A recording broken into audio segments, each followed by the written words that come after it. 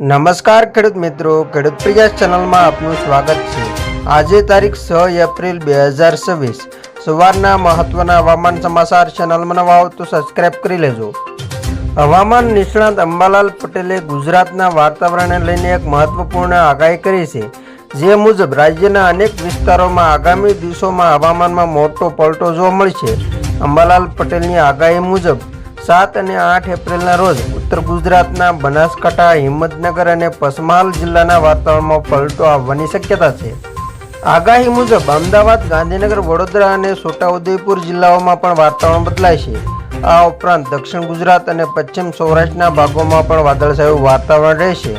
મધ્ય ગુજરાતના માણસા, વિરમગામ અને સાણંદ જેવા વિસ્તારોમાં ભારે પવન સાથે વરસાદ પડવાની સંભાવના વ્યક્ત કરવામાં આવી છે। હવામાન નિષ્ણાતના મતે 15 એપ્રિલથી રાજ્યમાં ગરમીનું પ્રમાણ વધશે, જોકે 20 એપ્રિલની આસપાસ ગરમીની સાથે માવઠું થવાની શક્યતા છે।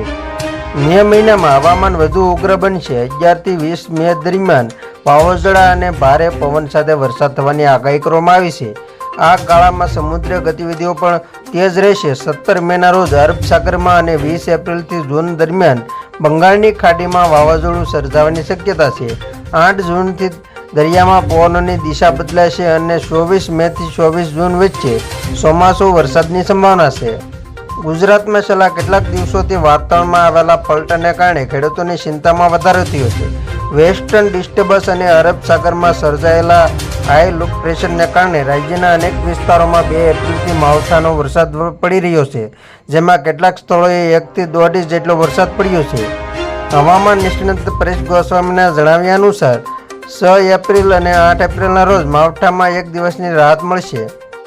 આગામી 7 અને 8 એપ્રિલના રોજ ગુજરાતમાં ફરીથી છૂટાછવાયા વરસાદની શક્યતા છે, જેમાં 7 એપ્રિલના રોજ પશ્ચિમ સૌરાષ્ટ્ર અને કચ્છના ભાગોમાં હળવા ઝાપટાની શરૂઆત થશે। 8 એપ્રિલે માવઠાની વધારે અસર જોવા મળશે, જેમાં સૌરાષ્ટ્ર, કચ્છ ઉપરાંત ઉત્તર, મધ્ય અને દક્ષિણ ગુજરાતમાં છૂટાછવાયા વિસ્તારોમાં ઝાપટા પડી શકે છે।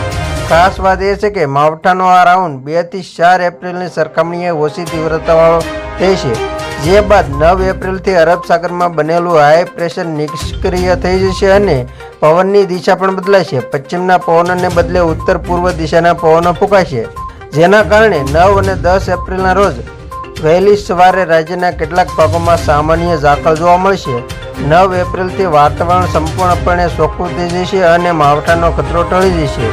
વાતાવરણ ખુલતાની સાથે જ તાપમાનમાં વધારો થશે। તો ખેડૂત મિત્રો, આ હતા સવારના મહત્વના હવામાન સમાચાર। ફરી વખત મળીશું નવી અપડેટ સાથે। ત્યાં સુધી જોતા રહેજો ખેડૂત પ્રયાસ યુટ્યુબ ચેનલ।